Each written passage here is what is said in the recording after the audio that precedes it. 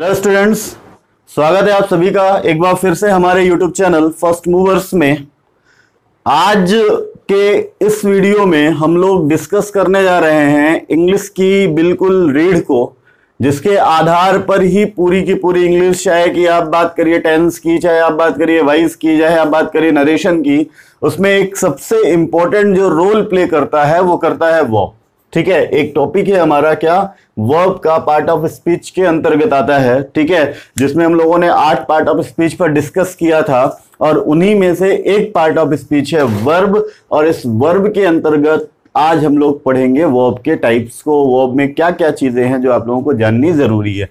हालांकि बहुत बेसिक सी चीजें मैं बताऊंगा, इसकी कुछ ऐसी होंगी जो आप जानते होंगे, कुछ ऐसी होंगी जो आपको नई सीखने के लिए मिलेंगी। ठीक है, तो आइए आज की इस वीडियो को शुरू करते हैं। बने रहिएगा हमारे साथ वीडियो के अंत तक। उम्मीद है कि इस वीडियो को देखने के बाद वर्ब से रिलेटेड कोई भी डाउट, कोई भी कॉन्सेप्ट आपके मन में डाउटफुल नहीं रहेगा, सारी चीजें क्लियर हो जाएंगी। तो आइए शुरू करते हैं। पहली चीज आती है ये वर्ब क्या है। ठीक है, वर्ब क्या है, पहली चीज आती है कि वर्ब क्या है। देखिए, एक सबसे इजी सा वर्ड हम सुनते हैं वर्ब से रिलेटेड, अक्सर जोड़ के बताया जाता है एक्शन। ठीक है, it means that verb is a word which states action. Verb एक ऐसा वर्ड है जो एक्शन को बताए।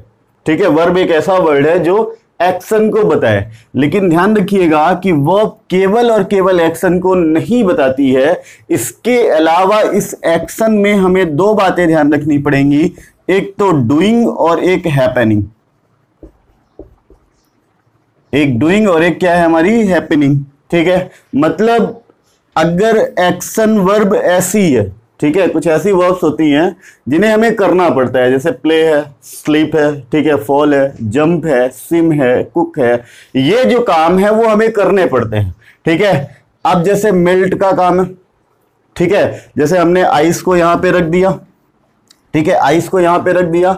अब आइस जो है वो मतलब ऐसा नहीं है कि वो अपने आप को किसी प्रकार से एनर्जी में लगाएगा और फिर मेल्ट होगा ना। ठीक है, आप उसको रख दीजिए, टेम्परेचर डाउन होगा, टेम्परेचर मतलब जैसे जैसे बढ़ता जाएगा तो ऑलरेडी क्या होगा, मेल्ट होना शुरू हो जाएगा। ठीक है, तो मतलब क्या निकल के आता है कि कुछ ऐसे काम होते हैं जो होते हैं, ठीक है, कुछ ऐसे कार्य होते हैं जो हमें करने पड़ते हैं। तो एक्शन में हमें 2 चीजें ध्यान रखनी है, एक डूइंग और एक हैपनिंग। ठीक है, इससे आगे जब बढ़ते हैं तो जैसा कि मैंने बताया कि केवल एक्शन की बात नहीं है। ठीक है, वर्ब में ध्यान रखिएगा केवल एक्शन की बात नहीं है। फॉर एग्जाम्पल, अगर मैंने लिखा कि he is a doctor, he is a doctor, ठीक है, और एक सेंटेंस मैंने लिखा ही कुक्स फूड। ठीक, तो अब यहां पे देखिए एक और सेंटेंस में लिख रहा हूं I have a car, I have a car. इन तीनों सेंटेंस को ध्यान से देखिए, सारे में वर्ब है, वर्ब का होना अनिवार्य है। तो यहां पे देखिए कुक्स वर्ब है, यहां पे इज वर्ब है और यहां पे हैव वर्ब है। ठीक है, सारी की सारी वर्ब्स है। अब यहां पे जो आपकी कुक वर्ब है वो क्या कर रही है, एक्शन शो कर रही है। पहली चीज तो आगे क्या, एक्शन शो कर रही है। ठीक है, यहां पे जो इज वर्ब है वो क्या शो कर रही है, ठीक है, वो तो कोई एक्शन शो नहीं कर रही है, कोई काम का करना होना आपको यहां पे पता नहीं चल रहा है। आपने केवल ये देखा ही इज अ डॉक्टर, मतलब ही की स्टेट क्या है, डॉक्टर। तो यहां पे ही इज क्या कर रही है, स्टेट शो कर रही है। ठीक है, इज क्या शो कर रही है, स्टेट शो कर रही है कि ही क्या है। ठीक है, तीसरी चीज यहां पे आई हैव अ कार, ठीक है, आई हैव अ कार, हैव क्या शो कर रही है। ठीक है, तो ध्यान रखिएगा हैव यहां पे आपको ये बता रही है कि आप कार पर पोजीशन रखते हो। ठीक है, एक कार है और वो कार पर अधिकार किसका है, आपका है। तो ध्यान रखिएगा कि आई हैव अ कार, यहां पे हैव क्या कर रही है, पोजीशन शो कर रही है। इसका मतलब क्या निकल के आया कि वर्ब के 3 रोल हैं, एक तो एक्शन शो करना, ठीक है, जिसमें डूइंग या हैपनिंग आएगी। दूसरी चीज आपकी आएगी स्टेट शो करना, ठीक है, किसी सब्जेक्ट का स्टेट क्या है, he is happy, I am happy, ठीक है, दे आर सैड, तो उनका स्टेट क्या है अभी फिलहाल, दे आर सैड, कौन शो कर रहा है, आर। ठीक है, अगर हम यहां पे बात करें they have a beautiful villa, ठीक है, तो दे हैव मतलब उस विला पर किसका पोजीशन है, दे का, किससे पता चल रहा है, हैव से। ठीक है, तो ध्यान से समझ लीजिएगा, यहां पे जो हैव है वो किसका काम कर रही है, पोजीशन का। तो वर्ब के 3 इंपॉर्टेंट रोल हो गए। पहली चीज एक्शन शो करना, दूसरी चीज स्टेट शो करना, ठीक है, तीसरी चीज पोजीशन शो करना, ठीक। तो वर्ब की एक कॉमन सी डेफिनेशन हम लिख सकते हैं, verb is a word which shows, verb is a word which shows doing और हैपनिंग ऑफ एनी एक्शन, ठीक है, सिंपली। फिर आगे बढ़ते हैं।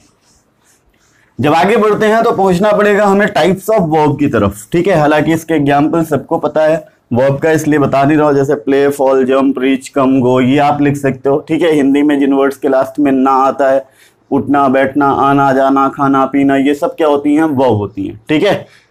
जो इसमें इंपॉर्टेंट कॉन्सेप्ट है वो है टाइप्स ऑफ वर्ब का। Types of verb, types of verb में हमें क्या पढ़ना है? देखिए, बेसिकली जो वर्ब के टाइप होते हैं वो होते हैं दो, लेकिन हम लोग इसमें बहुत सारे टाइप्स पढ़ेंगे। बेसिकली जो वर्ब्स के टाइप हैं वो दो हैं, एक है ट्रांजिटिव वर्ब और एक है क्या, आपकी इंट्रांजिटिव वर्ब, ठीक है। हिंदी में बात करी जाए अगर इनकी, तो इसको बोलते हैं सकर्मक क्रिया, सकर्मक क्रिया, और इसको बोलते हैं अकर्मक क्रिया, ठीक है। ये बेसिकली दो टाइप्स हैं, लेकिन हमें सिर्फ इतना नहीं पढ़ना है, हमें पढ़ना है इसके अलावा, ठीक है, इसके अलावा हमें पढ़ना है finites and non finites, finite verb and non finite verb. हमें इसके अलावा पढ़ना है lexical verb, lexical verb and auxiliary verb, ठीक है। इतनी चीजें हैं जो हम लोगों को वर्ब में कवर करनी है, और फिर इसके लास्ट में चलेंगे फॉर्म्स ऑफ वर्ब की तरफ, ठीक है। तो आइए देख लेते हैं पहले ट्रांजिटिव और इंट्रांजिटिव क्या है, ठीक। वर्ड से समझा देता हूं, हिंदी के वर्ड को इसमें थोड़ा सा इन्वॉल्व करते हैं। हिंदी का वर्ड यहां पे लिखा हुआ है सकर्मक क्रिया, सकर्मक, कर्म का मतलब होता है ऑब्जेक्ट, ठीक है। सा का मतलब होता है के साथ, ठीक है, सा का मतलब क्या होता है, के साथ। तो यहां पे लिख लीजिए ऑब्जेक्ट के साथ के लिए हम क्या लिख लेते हैं, विथ, ठीक है। यहां पे देखिए आ का मतलब होता है के बिना, आ का सामान्य मतलब क्या होता है, के बिना। जैसे किसी वर्ड के लास्ट में अगर आ लग जाता है तो उसका विलोम हो जाता है, तो अकर्मक, कर्म का मतलब क्या, ऑब्जेक्ट, आ का मतलब के बिना, मतलब विदाउट, बस खत्म बात। इतने से ट्रांजिटिव और इंट्रांजिटिव की बात खत्म, ठीक है। इसका मतलब क्या है, a verb which takes an object to complete its sense, एक ऐसी वर्ब जो अपना अर्थ स्पष्ट करने के लिए, अपने अर्थ को पूरा करने के लिए अपने साथ ऑब्जेक्ट लेती है, ऑब्जेक्ट का प्रयोग करती है, उसको अपन क्या बोलते हैं, ट्रांजिटिव वर्ब बोलते हैं। A verb which do not require to take an object to complete its sense, एक ऐसी वर्ब जिसको कोई आवश्यकता नहीं है, ठीक है। एक ऐसी verb which does not require, ठीक है, एनी ऑब्जेक्ट, जिसको कोई आवश्यकता नहीं है किसी भी ऑब्जेक्ट की अपने सेंस को कंप्लीट करने के लिए, वो क्या कहलाएगी, आपकी इंट्रांजिटिव कहलाएगी, ठीक है। इसका मतलब क्या निकल के आता है कि ट्रांजिटिव और इंट्रांजिटिव को की आइडेंटिफिकेशन में एक सबसे इंपॉर्टेंट वर्ड निकल के आता है क्या, ऑब्जेक्ट। सबसे इंपॉर्टेंट वर्ड निकल के आता है क्या, ऑब्जेक्ट, ऑब्जेक्ट का होना, ठीक है। अब यहां से एक बात आपको यह समझनी पड़ेगी कि ऑब्जेक्ट है तो ट्रांजिटिव, ऑब्जेक्ट नहीं है तो इंट्रांजिटिव। देन हमें यह जानना है कि ये ऑब्जेक्ट क्या है, ठीक है। तो ट्रांजिटिव और इंट्रांजिटिव की डेफिनेशन सीधी सी, एक ऐसी वर्ब जिसके साथ ऑब्जेक्ट का यूज किया गया हो वो ट्रांजिटिव है, एक ऐसी वर्ब जिसके साथ ऑब्जेक्ट का यूज ना किया गया हो वो क्या है, इंट्रांजिटिव है, ठीक है। पहली तो ये डेफिनेशन हो गई दोनों की, ठीक है। अब देखिए कैसे जानी ये ऑब्जेक्ट क्या है। मैं दो सेंटेंस लिख रहा हूं, ऑफन कंफ्यूजिंग वाले, दो चार सेंटेंस बल्कि लिख देता हूं, जिससे बच्चे थोड़े से परेशान होते हैं। अब देखिए, एक सेंटेंस मैंने लिखा कि Ravi cooks food, Ravi cooks food, ठीक है। दूसरा सेंटेंस मैंने लिखा Aman is going to school. तीसरा सेंटेंस मैंने लिखा ही केम होम। चौथा सेंटेंस मैंने लिखा कि शी विल कम टुमारो, ठीक है। एक और सेंटेंस लिख देता हूं, 5 हो जाए, शी विल कम टुमारो। एक और सेंटेंस मैंने लिखा कि they helped अस। ठीक है, अब देखिए, इसलिए मैंने ये 5 सेंटेंस लिखे हुए हैं क्योंकि जनरली हमारा एक कॉन्सेप्ट बना हुआ है हमारे माइंड पे कि वर्ब के बाद अगर कुछ है तो ऑब्जेक्ट है, वर्ब के बाद अगर कुछ नहीं है तो फिर मतलब ऑब्जेक्ट नहीं है। ठीक है, ऐसा नहीं होता। इसीलिए मैंने सारे के सारे सेंटेंस में आप देखोगे कि वर्ब के बाद कुछ ना कुछ लिख रखा है। ठीक है, तो वर्ब के बाद कुछ ना कुछ है। तो क्या सारी की सारी वर्ब ट्रांजिटिव है? सारी की सारी वर्ब ट्रांजिटिव होंगी? ऐसा नहीं है। ठीक है, आइए समझते हैं कैसे। ऑब्जेक्ट के लिए हमारे पास 2 क्वेश्चंस हैं। ठीक है, एक है व्हाट का और एक है होम का। व्हाट आपको मालूम है, व्हाट क्या, होम किसको। अगर कोई वर्ब इन दोनों में से किसी एक का या फिर दोनों का, ठीक है, कम से कम एक का, तो इन दोनों में से किसी एक का रिप्लाई करती है, वो रिप्लाई ही क्या होता है? ऑब्जेक्ट।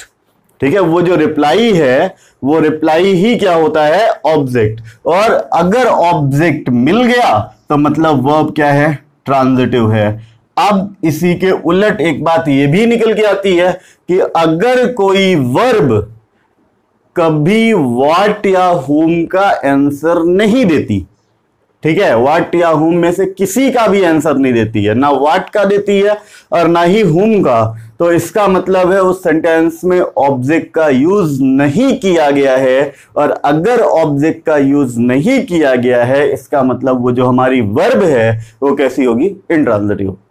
क्लियर है बात? आइए समझते हैं। रवि कुक्स फूड, पूछना किससे है? कुक से। ठीक है, पूछिए व्हाट। जैसे ही आपने पूछा what does Ravi cook, Ravi क्या पकाता है, ठीक है, आपको तुरंत आंसर मिल के आया, रवि खाना पकाता है। ठीक है, रवि क्या पकाता है?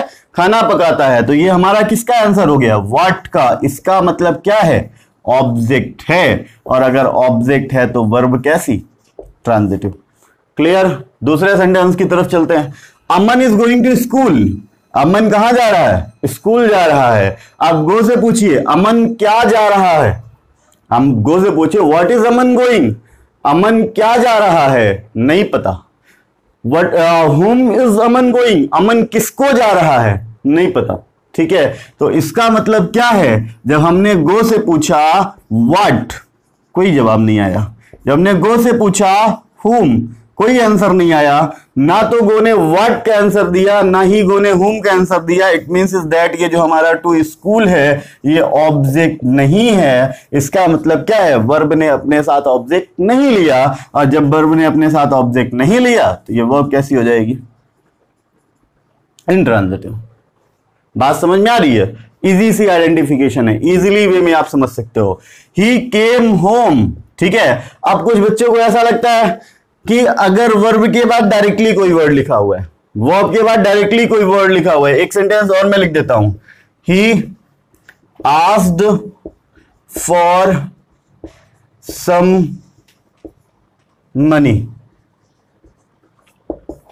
ठीक है, चलिए, तो आपने देखा कि अगर वर्ब के बाद डायरेक्टली कुछ लिख रखा है तो वो ऑब्जेक्ट हो जाता है, और वर्ब के बाद अगर कुछ प्रीपोजिशंस वगैरह लग जाए तो फिर हम उसको ऑब्जेक्ट कंसीडर नहीं करते हैं। ठीक है, ये कॉन्सेप्ट भी आप बना लेते हो अपने मन में, ये भी गलत है। ठीक है, सीधी सी पहचान बता रहा हूं, काम इतना ही करना है, व्हाट का या हुम का। ठीक है, इतना काम कर लीजिए, काम खत्म। तो यहाँ पे वर्ड का आंसर आ गया, यहाँ पे नहीं आया। ठीक है, अब देखिए, अगर किसी के मन में ये अवधारणा रही होगी कि वर्ब के डायरेक्टली बाद कुछ लिखा हो तो ऑब्जेक्ट है, तो फिर तो यहाँ पे आपको लगेगा कि ये जो होम है वो क्या है? ऑब्जेक्ट है। पूछ के देखते हैं। ही को केम होम, वह घर आया। वह घर आया, क्या आया? जवाब मिलेगा। वह क्या आया? नहीं मिलेगा। वह किसको आया? नहीं मिलेगा। इसने भी ना तो व्हाट का आंसर दिया ना ही होम का। ये भी हमारी कैसी वर्ब हो जाएगी? इंट्रांजिटिव। होम जो है वो ध्यान रखिएगा, यहां पे भी ऑब्जेक्ट नहीं है। क्लियर?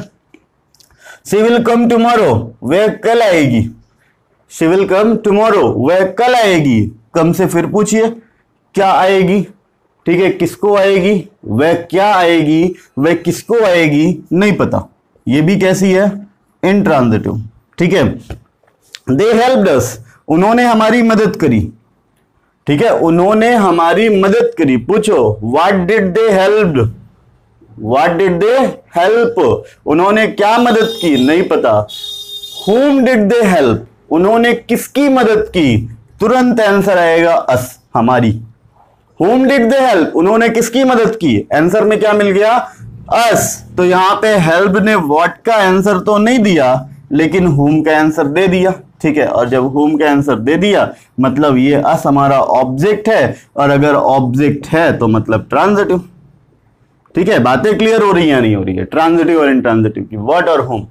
एक सवाल यहां पे और एक सेंटेंस और, फिर आगे बढ़ते हैं। जैसा कि मैंने आपको बताया कि कई बार हम ये कंज्यूम कर लेते हैं कि अगर वर्ब के ठीक बाद वर्ड्स को लिख दिया जाए तो ऑब्जेक्ट्स होते हैं, प्रीपोजिशन लगा के लिख दिया जाए तो ऑब्जेक्ट नहीं होते हैं, ठीक है। तो उस अवधारणा को मैंने आपके यहां पे भी गलत कहा, यहां पे भी गलत कहा। अब देखिए यहां पे देखिए वर्ब के बाद क्या लगा, प्रीपोजिशन। फिर आप इस अवधारणा के आधार पे कंसीडर करोगे कि संबंधी कभी ऑब्जेक्ट हो नहीं सकता। चेक कर लेते हैं। आस्क्ड फॉर का मतलब होता है मांगना, आस्क्ड फॉर का मतलब क्या होता है, मांगना, ठीक है। टू रिक्वेस्ट फॉर समथिंग, मांगना। तो यहां पे जब हमने बोला he asked for some money, ठीक है, उसने कुछ पैसा मांगा, तो अब आस्क्ड फॉर से पूछिए क्या मांगा, what did he asked for, sorry what did he ask for, उसने क्या मांगा, तो आपको तुरंत आंसर मिलेगा पैसा मांगा, ठीक है। मतलब ये हमारा व्हाट का आंसर है। इट मींस दैट ऑब्जेक्ट है, और अगर ऑब्जेक्ट है तो मतलब ये क्या होगी, ट्रांजिटिव होगी। क्लियर है। तो सीधी सी बात बता रहा हूं एक बार फिर से, वर्ब से पूछिए व्हाट एंड whom, आंसर मिल जाए तो ट्रांजिटिव, आंसर ना मिले तो इनट्रांजिटिव। ध्यान रखिएगा, अगर जैसे मान लीजिए को मैं बोलता हूं कि I am playing cricket in the ground, ठीक है, I am playing cricket in the ground, मैं मैदान में क्रिकेट खेल रहा हूं। आपने प्ले से पूछा व्हाट, ठीक है, क्या खेल रहा हूं, आपका आंसर आया क्रिकेट, आपका आंसर आया क्रिकेट, मतलब ट्रांजिटिव। फिर आपने एक बार लिख दिया I am playing in the ground, मैं मैदान में खेल रहा हूं, ठीक है, मैंने मेंशन नहीं किया क्या, आप पूछिए क्या, ठीक है, आप पूछिए प्ले से क्या खेल रहा हूं, कोई आंसर नहीं आएगा।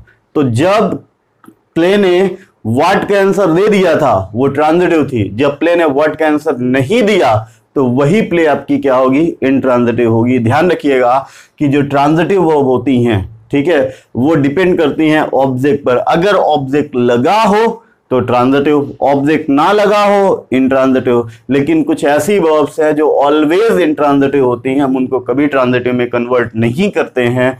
गोइंग, ठीक है, गो, कम, रीच, फॉल, जंप, इनके साथ आप जनरली ऑब्जेक्ट का यूज इनकी बेसिक मीनिंग पर नहीं कर पाओगे, ठीक है, ये बात ध्यान रखिएगा। इसलिए इनट्रांजिटिव की कैटेगरी में आ जाती है, ठीक। तो ट्रांजिटिव और इनट्रांजिटिव हम लोगों ने समझ लिया। आइए बढ़ते हैं फाइनाइट और नॉन फाइनाइट की तरफ जल्दी से। फाइनाइट क्या है, नॉन फाइनाइट क्या है, वीडियो को बहुत ज्यादा बड़ा ना करते हो, मैं जल्दी से समझा देता हूं। फाइनाइट और नॉन फाइनाइट, एक टर्म है फाइनाइट का और एक टर्म है नॉन फाइनाइट का, ठीक है। इस बात को भी चलिए एग्जाम्पल से शुरू करते हैं, ठीक है। इंडक्टिव मेथड का प्रयोग करते हैं, पहले आपको एग्जाम्पल समझाते हैं, फिर आपको चलते हैं इन वर्ड के कंक्लूजन की तरफ, ठीक है। देखिए मैं लिखता हूं, एक सेंटेंस में लिखता हूं, ही कम्स हेयर, या ऐसे ही कर देता हूं, ही कम्स टू सी मी, बस इतना कर देता हूं, ठीक है। फिर मैंने लिखा दे कम टू सी मी। फिर मैंने एक सेंटेंस लिखा ही केम टू सी मी, ठीक है। जरा ध्यान से देखिएगा, 3 सेंटेंस मैंने लिखे हुए हैं, सारे के सारे सेंटेंस में आपको 2 वर्ब दिख रही होंगी, ठीक है, सारे के सारे सेंटेंस में आपको 2 वर्ब दिख रही होंगी, कम सी, ठीक है। जब आप इन वर्ब्स से आगे बढ़ते हो, ठीक है, और इनको थोड़ा सा एनालाइज करते हो, तो देखिए मैंने किया क्या है, यहां पे सब्जेक्ट सिंगुलर था, यहां पे सब्जेक्ट प्लूरल बना दिया, मतलब सिंगुलर इनटू क्या कर दिया, प्लूरल कर दिया, ठीक है। ये जो सेंटेंस था वो प्रेजेंट का था, इसको मैंने पास्ट बना दिया, ठीक है, मतलब टेंस का चेंज कर दिया। तो एक बार मैंने सब्जेक्ट चेंज किया, एक बार मैंने क्या चेंज किया, टेंस चेंज किया। ध्यान से समझिएगा, 2 टर्म्स हैं, एक मैंने क्या चेंज किया, सब्जेक्ट, एक मैंने क्या चेंज किया, टेंस चेंज किया, ठीक है। तो आपको यहाँ पे दो वर्ब दिख रही हैं, तो आपको समझ में भी आ रहा होगा कि दो में से एक ऐसी है जो फॉलो कर रही है टेंस को या सब्जेक्ट को। जैसे ही मैंने ही से दे किया, जो हमने कम्स लिखा था वो क्या हो गया, कम हो गया। हो गया या नहीं हुआ? ही से मैंने जैसे ही दे लिखा, कम्स क्या हो गया, कम हो गया। जैसे ही मैंने प्रेजेंट से पास्ट किया, कम का क्या हो गया, केम हो गया। आज समझ में आ रही है या नहीं आ रही है? ठीक है, सी को भी देख लेते हैं भैया। सी पे कुछ हुआ क्या ऐसा? ही से हम दे में है नो चेंज, प्रेजेंट से पास्ट में है नो चेंज। ठीक है, मतलब क्या होता है, सेंटेंस की वह वर्ब, ठीक है, सेंटेंस की वह वर्ब जो सब्जेक्ट को या टेंस को फॉलो करती है, सब्जेक्ट को या टेंस को फॉलो करती है, वो हमारी क्या है, फाइनाइट। ठीक है, इजी सी बात, सब्जेक्ट को या टेंस को फॉलो करती है। फॉलो करने का मतलब क्या है, अगर आप सब्जेक्ट बदल दो तो वो भी कुछ ना कुछ चेंज हो जाए, अगर आप टेंस बदल दो तो उस वर्ब में भी कुछ ना कुछ क्या हो जाए, चेंज हो जाए। वो हमारी कैसी वर्ब है, फाइनाइट वर्ब। क्लियर बच्चों? फिर अगर हम यहां पे बात करते हैं नॉन फाइनाइट की, ठीक है, सेंटेंस की वह वर्ब, ठीक है, सेंटेंस की वह वर्ब जो सब्जेक्ट को या टेंस को फॉलो नहीं करती है, चाहे कितना भी सब्जेक्ट बदल डालो, चाहे कितना भी टेंस बदल डालो, उस वर्ब में कोई भी चेंज ना हो, वो हमारी क्या कहलाती है, नॉन फाइनाइट। जैसे यहां पे सी है। ठीक है, अब नॉन फाइनाइट्स का यूज क्या है? Non finites can act as a verb, adjective और नाउन। ठीक है, नॉन फाइनाइट्स जो होती हैं वो वर्ब का काम तो कर ही सकती है, वर्ब के अलावा वो एडजेक्टिव का और नाउन का भी कार्य कर सकती हैं। ये बात ध्यान रखिएगा। ठीक है, वर्ब के अलावा वो एडजेक्टिव और नाउन का भी कार्य कर सकती हैं। जैसे आप समझिए, एक सेंटेंस मैंने लिखा, swimming is a good exercise, swimming is a good exercise. ठीक है, अब इस सेंटेंस को आप ध्यान से देखिए। इस सेंटेंस में हमने सब्जेक्ट में यूज कर लिया किसका, स्विम का। स्विम क्या होती है, वर्ब होती है। स्विम क्या है, वर्ब है, तो हमने किसका यूज कर लिया, स्विमिंग का, स्विम का।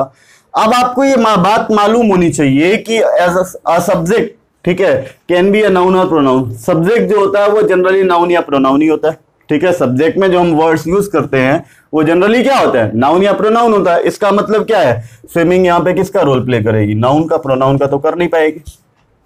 ठीक है, आई लाइक डांसिंग, ठीक है, I like dancing, I like singing, I like playing. ठीक है, लाइक आपकी मेन वर्ब है, ही लाइक्स प्लेइंग। अब देखिए, जैसे ही आपने आई से ही किया, लाइक का लाइक्स हो गया। क्या प्लेइंग में कोई चेंज आया, क्या प्लेइंग में कोई चेंज आया, नहीं आया। ठीक है, इसका मतलब क्या है, आपकी ये जो प्लेइंग वर्ब है यहां पे इस सेंटेंस में, वो क्या है, नॉन फाइनाइट है। क्लियर है?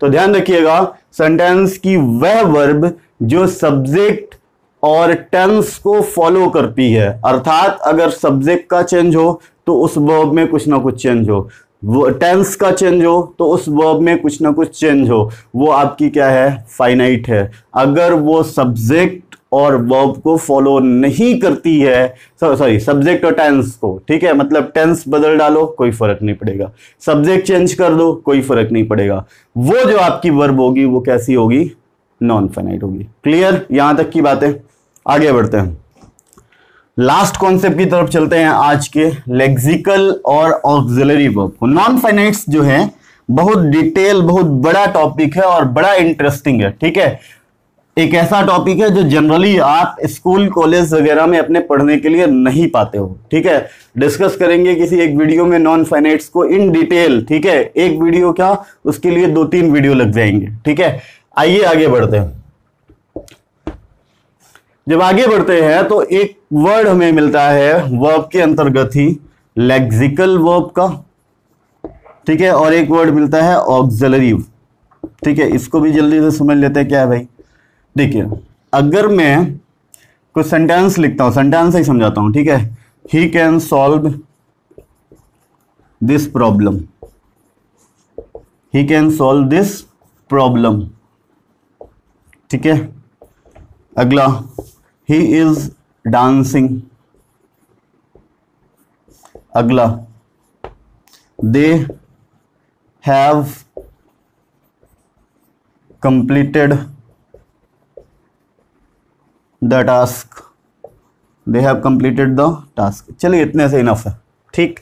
इन सारे सेंटेंस को आप ध्यान से देखिए, सारे सेंटेंस में दो दो वर्ब हैं, can, solve, is dancing, have completed, सारे सेंटेंस, ठीक है। अब सारे सेंटेंस की इन दोनों वर्ब में से पूछिए, क्या आपको दोनों से एक्शन का पता चल रहा है? क्या दोनों से किसी कार्य का करना या होना पाया जा रहा है? आपका आंसर होगा नो, ठीक है। अगर मैं यहां पे पूछूं he can solve this problem, वह कोई भी समस्या, सॉरी वह यह समस्या हल कर सकता है, तो करेगा क्या? हल करेगा। एक्चुअल में जो एक्शन होगा वो क्या होगा? सॉल्व करने का, ठीक है। तो हमारी जो एक्शन वर्ब है वो ये है, सॉल्व, ठीक है। कैन से कुछ करना या होना पता चल रहा है क्या? कैन से, ठीक है, कुछ करना या होना पता चल रहा है क्या? नहीं पता चल रहा है। ही इज डांसिंग, ठीक है, ही इज डांसिंग, वह डांस कर रहा है। एक्शन क्या हो रहा है? डांस करने का। एक्शन क्या हो रहा है यहाँ पे? डांस करने का, ठीक है। इसका मतलब क्या है? अब आप इससे पूछिए, क्या इज भी कोई एक्शन रिप्रेजेंट कर रहा है? क्या इज भी कोई एक्शन को शो कर रहा है? क्या हो रहा है? इज से पता चल रहा है क्या? नहीं पता, ठीक है। एक्चुअल में जो एक्शन है वो किससे पता चल रहा है? डांसिंग से। They have completed, they have completed the task. अब देखिए, they have completed the task अगर हम ये लिखते हैं, ठीक है, तो एक्चुअल में जो एक्शन हुआ वो पूरा करने का हुआ, ठीक है। एक्चुअल में जो कार्य हुआ, जो एक्शन हुआ, वो किसका हुआ? पूरा करने का हुआ। हैव जो है वो आपकी कोई एक्शन रिप्रेजेंट नहीं करेगी, किसी भी प्रकार का एक्शन रिप्रेजेंट नहीं करेगी। इसका मतलब क्या है? इन सारे के सारे सेंटेंसेस में एक वर्ब है जो एक्शन रिप्रेजेंट कर रही है, एक वर्ब है जो एक्शन को रिप्रेजेंट नहीं कर रही है। जो आपकी एक्शन रिप्रेजेंट करे उसी को अपन बोलते हैं लेक्सिकल वर्ब, उसी को अपन बोलते हैं क्या? Main verb. उसी को अपन क्या बोलते हैं? Main verb. उसी को क्या बोलते हैं? Lexical verb. क्लियर बात? आगे बढ़ते हैं। अब इसमें क्या हुआ? आप यहां से इज या हैव को हटा दीजिए। अब देखिए, क्या ही डांसिंग सही है सेंटेंस? नहीं सही है। दे completed the task, past indefinite में सही कर सकते हैं क्योंकि इसकी सेकेंड और थर्ड फॉर्म सेम होती है। लेकिन अगर हम इसको थर्ड फॉर्म ही एज्यूम करें कि थर्ड फॉर्म ही है, कंप्लीटेड को हम यहां पे थर्ड फॉर्म ही माने, फिर बताइए क्या सेंटेंस सही होगा? नहीं होगा। तो इसका मतलब क्या है? अगर हम यहां पे हैव नहीं लिखते तो कंप्लीटेड का यूज करना एज अ थर्ड फॉर्म गलत हो गया। अगर हम यहां पे इज नहीं लिखते तो डांसिंग का तो यूज ही नहीं कर पाएंगे, ठीक है। तो इसका मतलब क्या है? डांसिंग लग पाए उसमें मदद कौन कर रहा है? इज। कंप्लीटेड लग पाए उसमें मदद कौन कर रहा है? हैव। जो मदद करती है उसको अपन क्या बोलते हैं? Helping verb. क्या बोलते हैं? हेल्पिंग वर्ब, सहायक क्रिया। इसका मतलब क्या है कि लेक्सिकल वर्ब वे वर्ब्स होती हैं जो एक्शन शो करती हैं, जिनको हम पांचों फॉर्म्स में यूज करते हैं, ठीक है। लेक्सिकल वर्ब वे वर्ब्स होती हैं जो एक्शन शो करती हैं, और ऑक्सिलरी वे वर्ब्स होती हैं जो लेक्सिकल वर्ब की हेल्प करती हैं। क्लियर है? तो इन सारे सेंटेंस में कैन, इज, हैव, शुड, ठीक है, वुड, मे या हैड, विल, शैल, वाज, वर, ये सारी की सारी जो आपकी वर्ब्स होती है ये कोई एक्शन शो नहीं करती हैं, ठीक है। ये सिर्फ और सिर्फ मेन वर्ब की, लेक्सिकल वर्ब की हेल्प करने के लिए यूज होती हैं। ये आपकी क्या है? हेल्पिंग वर्ब है, ऑक्सिलरी है, ठीक है। और जो आपकी ये वर्ब्स लिखी हुई है वो क्या है? लेक्सिकल है। तो इस तरीके से आज के इस वीडियो में हम लोगों ने फाइनाइट पर, नॉन फाइनाइट्स पर, ट्रांजिटिव पर, इंट्रांजिटिव पर, लेक्सिकल पर और ऑक्सिलरी पर डिटेल में चर्चा कर ली है। उम्मीद है आपको समझ में आ गया होगा। अगर कहीं पे कोई डाउट है तो वीडियो को रिपीट करके दोबारा देखें, ठीक है। फिर भी डाउट रहता है हमारे कमेंट बॉक्स में कमेंट करके क्वेश्चंस पूछ लें। उम्मीद करेंगे कि आपके उन क्वेश्चंस को हल कराया जाए, आपकी समस्या को दूर किया जाए और आपको किसी भी प्रकार का कोई भी डाउट वर्ब को लेकर ना रहे। अगले वीडियो में हम डिस्कस करेंगे फॉर्म्स ऑफ वर्ब को, ठीक है, और जानेंगे कि वर्ब के उन फॉर्म्स का नाम ऐसा क्यों पड़ा और उनका रोल क्या है। ध्यान रखिएगा, फॉर्म ऑफ वर्ब को हम बहुत आसान चीज समझते हैं, लेकिन ध्यान रखिए टेंस और वाइस की जड़ है फॉर्म्स ऑफ वर्ब, ठीक है। तो फॉर्म्स ऑफ वर्ब को ढंग से समझ लीजिएगा, क्योंकि कभी भी कॉम्पिटिटिव एग्जाम में या हायर लेवल के एग्जाम में कभी ट्रांसलेशन नहीं आता कि राम बाजार जाता है ट्रांसलेट करके इंग्लिश में लिखो, ठीक है, बल्कि फिल इन द ब्लैंक्स आते हैं, कॉमन एरर्स आती हैं जिसको आपको इंग्लिश में ही समझना है और इंग्लिश में ही करना है। तो उन चीज़ों से डील आप तभी कर पाओगे जब आप ये वर्ब के सारे कॉन्सेप्ट को क्लियर कर लोगे, ठीक है। आशा करता हूँ आज के इस वीडियो में पढ़ाई की सारी चीज़ें आपके समझ में आई होंगी, ठीक है। मिलते हैं अगले वीडियो में, थैंक यू।